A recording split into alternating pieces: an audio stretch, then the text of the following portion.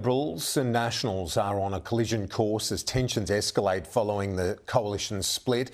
Leaked correspondence between party members is fueling a bitter fallout. Senior party figures, though, some are working to mend the rift. Our political reporter Ruben Spargo is live. Is there any chance of an agreement in the short term? Kieran, Liberal leader Susan Lee is contacting senior Nationals who oppose the decision to abandon the coalition agreement in a bid to form some kind of reconciliation. That's according to the Australian Financial Review. The Nationals were not united in the decision to walk away from talks after less than a week of negotiations. I want to show you this letter that has been leaked to the media.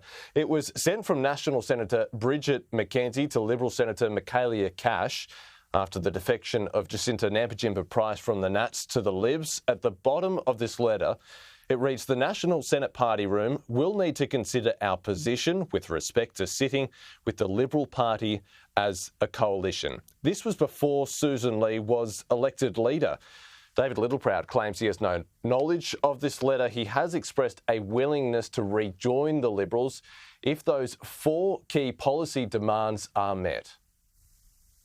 That is all that is there that needs to be rectified, and if the Liberal Party are able to come to us and give us that guarantee, then the door is open. We've made it very clear.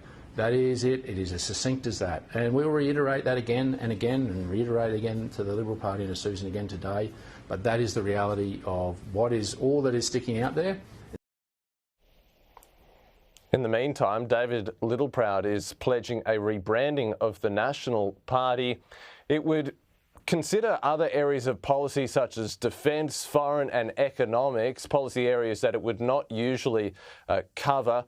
At the same time, figures are attempting to smooth over relations between the two parties. The Libs and the Nats go their separate ways. We won't have one strong opposition. We'll have two opposition parties that are fighting each other as much as they're fighting a bad government. And that's a recipe for permanent opposition, and it's a recipe for permanent poor government in our country. So I think for our country's sake, as well as for their own sakes, the Liberal Party and the National Party need to get back together again as soon as possible. Kieran, the Liberals are set to announce its shadow cabinet today. Once it does, the rejoining of the two parties becomes a lot more complex.